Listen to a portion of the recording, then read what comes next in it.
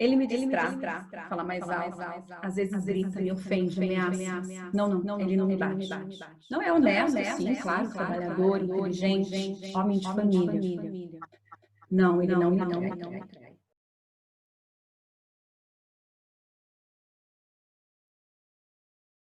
Não, minha filha, não existe relacionamento perfeito, né?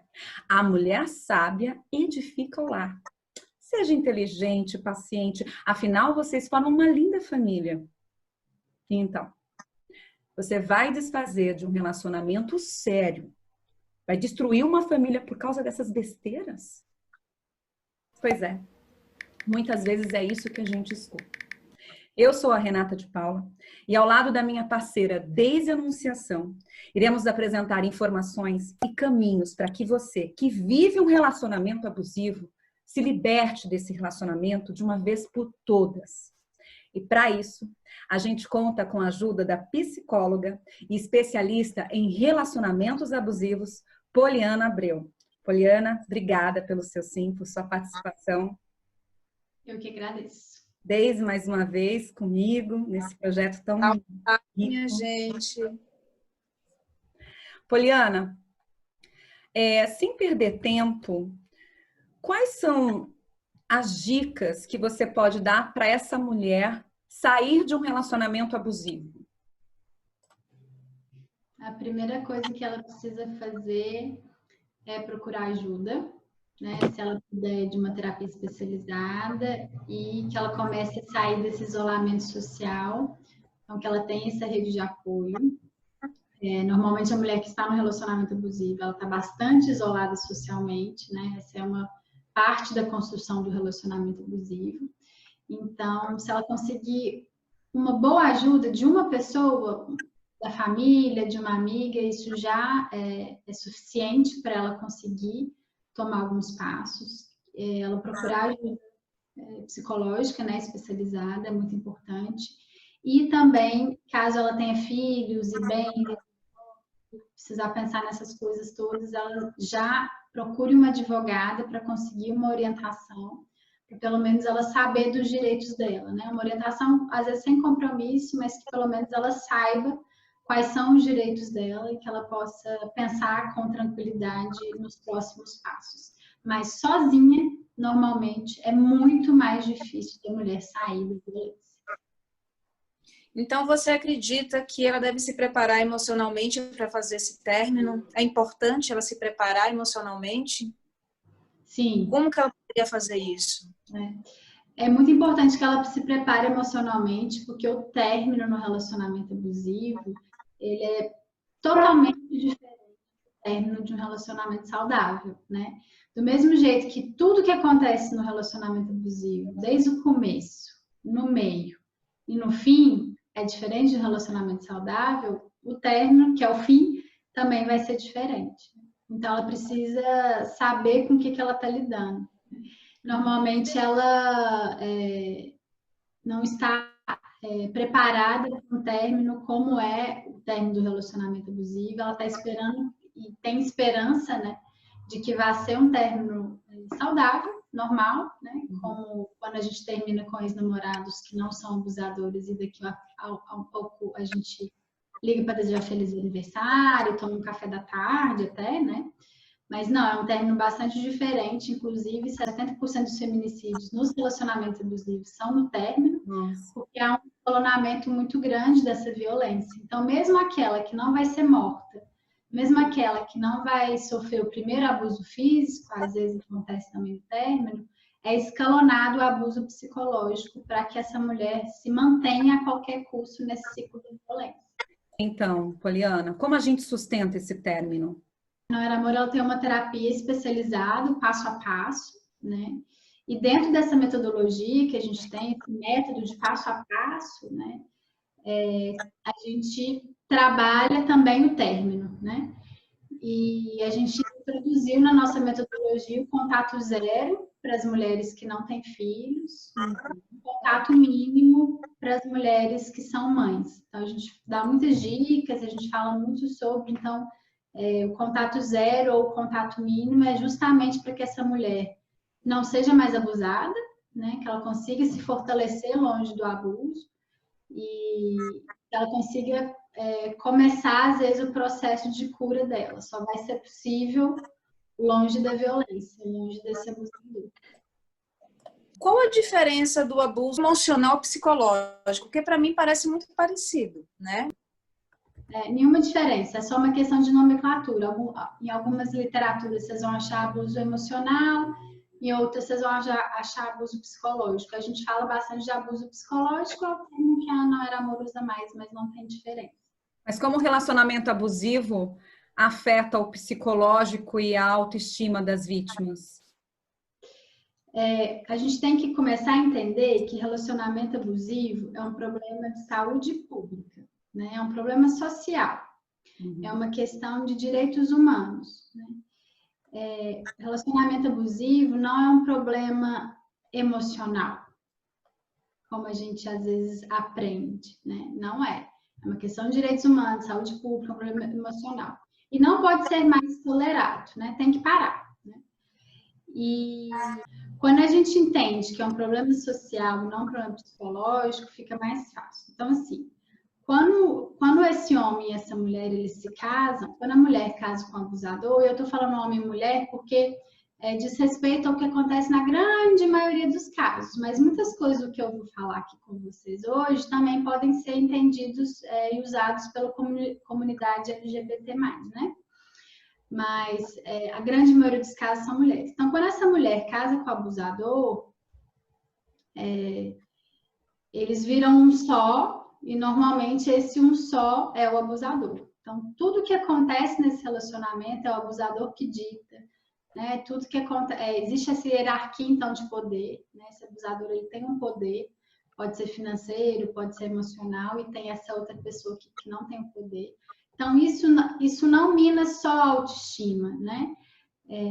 A autoestima é uma pequena coisa, uma pequena parcela do que acontece nesse relacionamento abusivo. O que o relacionamento abusivo faz com a mulher é deteriorar a dignidade dela, né? A liberdade, a privacidade, a identidade, né? É muito mais profundo que a autoestima, né? É algo muito mais profundo, assim. As mulheres saem dos relacionamentos abusivos, às vezes contando pra gente que elas não sabem mais quem elas são. Mas isso é verdade. Se a sua autoestima, a sua dignidade foi destruída, você não sabe quem você é, você até perde a identidade, você perde a referência, você perde tudo, né? E me diga uma coisa, Poliana, já que essa mulher perdeu tudo que ela tinha de mais valor, você tem umas dicas que você pode dar para logo de emergência, assim, por exemplo, aquela mulher que chega, que ela está totalmente traumatizada, né? Naquele momento traumático. O que você recomenda para essa mulher que acabou de entrar nesse processo totalmente de depreciação pessoal? O que você daria de conselho para essas mulheres de início, de imediato? Assim? Claro que é um processo longo de reconstrução, de autoestima e de dignidade. Mas de imediato, o que poderia se fazer para poder acalmar pelo menos no primeiro contato? Assim? Se ela já tiver no contato zero, então, que foi a primeira dica que eu falei, né? Do que a gente faz no término. Então, cortar totalmente, ou o máximo que ela puder, no caso de quem são mães, o contato com esse abusador, né? Então, ela para ali de ser abusada. Então, o cérebro dela já começa a se recuperar, porque relacionamento abusivo também mata neurônio, né? Então, o cérebro dela, o corpo dela começa a se recuperar. Ela está numa terapia especializada. E por que uma terapia especializada? Porque a pessoa tem que saber do que se trata. Terapia especializada para relacionamentos abusivos, para não ser lidado e diagnosticado e tratado como se fosse um relacionamento saudável. E ela começa, então, a ter condições para voltar a ser o centro da vida dela. Então, por exemplo, elas conseguem começar a construir uma rotina baseada no que elas estão sentindo, pensando e querendo. Porque no relacionamento abusivo, o abusador, ele que decide até o que ela vai pensar, sentir e fazer, né? Isso é muito profundo. Então, se ela, com uma dica rápida, se ela consegue começar, pelo menos fazer uma atividade de 15 minutos na rotina dela, que é algo que ela escolheu, que ela desejou, mesmo que essa atividade seja parar e respirar, parar e ler um livro, parar e ligar para uma amiga, é ótimo. Então, ela começar a construir essa rotina que faz sentido para ela, né? Entendi. E eu também já falei aqui um pouco da questão do contato social, para ela começar a sair do isolamento social. Às vezes ela se afastou de todo mundo, né? Porque o abusador falava mal dessas pessoas, ou ela mesma acreditou que essas pessoas não queriam bem para o relacionamento dela, pode acontecer, né? Então, ela voltar a se contactar com pessoas que ela ama, que ela já amava e que querem o bem dela, né? Que vão acolher ela, que não vão julgar e que vão ajudar ela a se conectar com essa identidade, reconstruir essa essência que ela perdeu por causa da violência. Poliana, eu li no seu canal, melhor, no seu Instagram, na verdade o Instagram é da Não Era Amor, que 40% das mulheres que vivem um relacionamento abusivo são evangélicas. Nossa. É um estudo que saiu de uma pesquisadora brasileira. Do público que ela entrevistou, uma grande parcela era de mulheres evangélicas.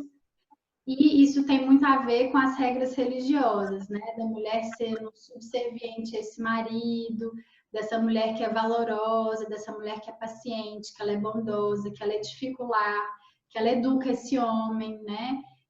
Algumas regras no sentido de se o seu casamento não está funcionando é porque você não está orando direito ou não está orando o suficiente. Então, isso reforça mais ainda a culpabilização da mulher.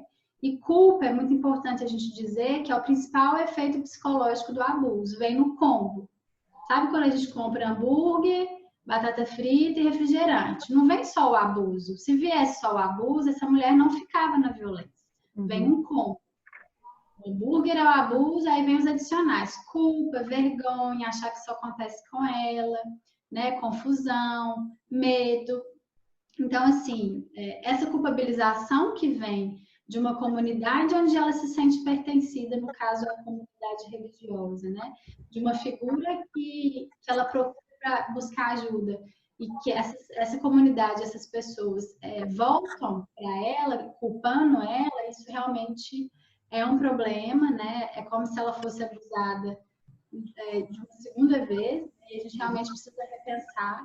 Mas eu vejo também muitos líderes religiosos em várias religiões repensando isso, na católica, espiritismo, evangélica, repensando isso e falando abertamente que relacionamento abusivo é muito diferente de relacionamento saudável. Isso que a gente fala aqui só funciona para relacionamento saudável. Se você tiver no abuso, na violência, saia, né? Então, sim, é muito comum existirem regras religiosas aí para manter a mulher nesse abuso, né? No começo, na abertura, na verdade, eu falei: a mulher sábia edifica o lar, porque isso é uma frase montada. Você escuta em qualquer culto, em qualquer missa. E eu, por exemplo, no meu primeiro casamento, eu escutei muito isso. A mulher sábia, a mulher sábia edifica o lar, é responsabilidade sua, você precisa ser paciente e tudo mais. E é muito difícil, né, quando você recebe isso das pessoas próximas de você, porque você fica repensando: poxa, será que eu estou exagerando? Será que eu estou deprimida? Será que eu sou uma mulher ingrata? Então, até você chegar nesse lugar de: não, pera, eu estou num relacionamento abusivo, é muito difícil. E enfrentar a família é mais difícil ainda. Por isso que eu perguntei anteriormente, falei: como você sustenta esse rompimento? Porque você não é só o abusador, mas é quem está ali convivendo com eles, né? Com a gente, ou melhor. É difícil, é difícil. E aí você está falando de uma coisa super importante, né? Dessa dificuldade da mulher de sair do abuso. Porque existe uma sociedade toda por trás, que é um solo fértil para esse abuso acontecer e para manter essa mulher no abuso. Então, a gente está falando de uma variável, né? De algumas regras religiosas e algumas instituições religiosas. A gente não está generalizando aqui. Né? Então, a gente pode falar de outras coisas, né? Como que esse abusador ele é formado? Ele aprende que homens e mulheres desempenham determinados papéis na sociedade. E que o papel da mulher é, sim, satisfazer 100% o homem, as necessidades e os desejos dele. Então, ele objetifica essa mulher, ele minimiza o abuso, ele sempre justifica o abuso, ele nunca está errado, né? Então, ele vê essa mulher como objeto para servir ele. E ele aprende isso, 45% deles aprendem isso nas famílias de origem, mas não são todos, né? Os que aprendem, os 45% que aprendem nas famílias de origem, porque eles viram, eles são filhos de relacionamentos abusivos, eles viram uma mãe sendo culpabilizada, objetificada, punida, e ele viu que aquilo é bom, né? Que aquilo que a mulher tem que fazer para um homem, né? Só que isso só explica 45% deles. Então, isso significa que relacionamento abusivo é transmitido geracionalmente. Relacionamento abusivo causa relacionamento abusivo. Mas e os outros 55% dos casos, né? Eles aprendem onde? Onde que eles aprendem, então, que essa mulher existe no mundo para atendê-lo, né? Que essa mulher é culpada, que ele nunca está errado, que essa mulher é um objeto, né? Eles aprendem na pornografia, eles aprendem na mídia, eles aprendem na igreja. Meu padrasto falou que é assim, meu pai falou que é assim. Então, é toda uma sociedade que ensina a criança, o menino, desde pequeno, a objetificar essa mulher, a tratar essa mulher como violência e com abuso, a colocar ela como um ser inferior, né? Então, é toda uma sociedade que não entende como que essa mulher não sai de um relacionamento abusivo, mas como assim? Como que ela não sai? Julgamentos, né? Que bobagem, você não sabe o que você quer, você é mimada, por isso que você não sai, você é uma mulher que gosta de apanhar. Mas é a própria sociedade que cria esses abusadores, né? E depois não dá a mão para essa mulher sair. Então, o que a gente está falando aqui é realmente muito importante. E tem uma outra coisa mais importante também, muito importante também, é que esse abusador ele vai encontrando nesses lugares aliados na sociedade. O abusador ele tem muito privilégio em ser abusador, é muito interessante para ele ser abusador.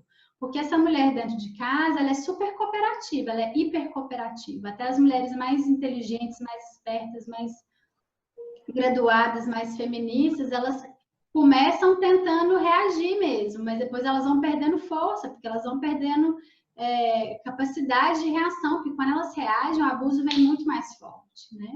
Então elas começam, elas se tornam mulheres cooperativas com o abuso, mas não só isso, ele tem muito privilégio, né? Essa mulher normalmente limpa a casa para ele, educa os filhos dele, os recursos, o dinheiro da família, é ele que decide para onde vai, e normalmente vai para ele, então ele pega esse dinheiro dessa mulher sem devolver.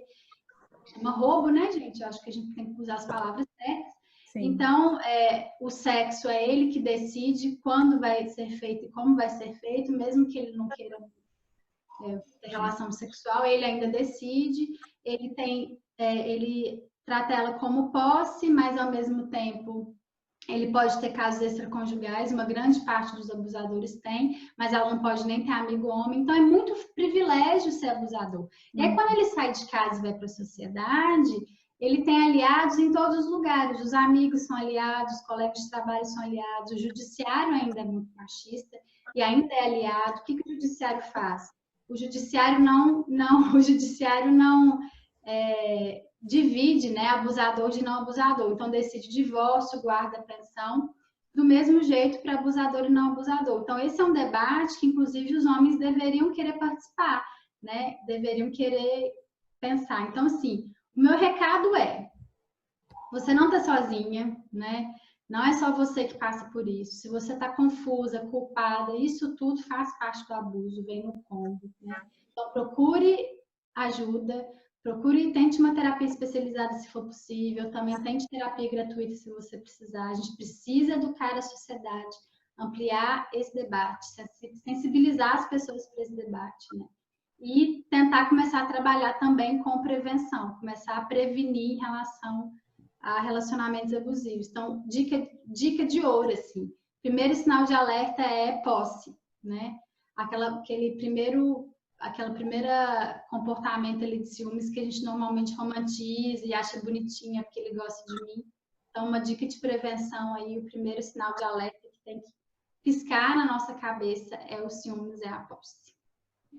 Okay. Poliana, muito obrigada pelas informações que você está dando para a gente. Vai ajudar muitas mulheres que estão assistindo o nosso programa agora. Gente, conheçam mais o trabalho da Poliana e da sócia dela, que é do blog Não Era Amor. Tem muitas informações que você pode buscar lá, não só essas da autoestima após o afastamento do agressor, mas outras coisas também. Todo o suporte que vocês quiserem ter, elas estão lá para isso. Ela é psicóloga, estudou para isso, para poder ajudar você, mulher. E não, de jeito nenhum, abandone você mesma. Porque você é mais importante do que qualquer outra coisa, certo? Poliana, agora é com vocês. Obrigada. Queria agradecer vocês pelo convite. E é isso. Busque ajudas. Você não está louca e você não é culpada. Você não está louca e você não é culpada. Vamos repetir essa frase mais de uma vez. Certo? Obrigada, meninas. Eu que agradeço. Beijo. E até a próxima. Até a próxima.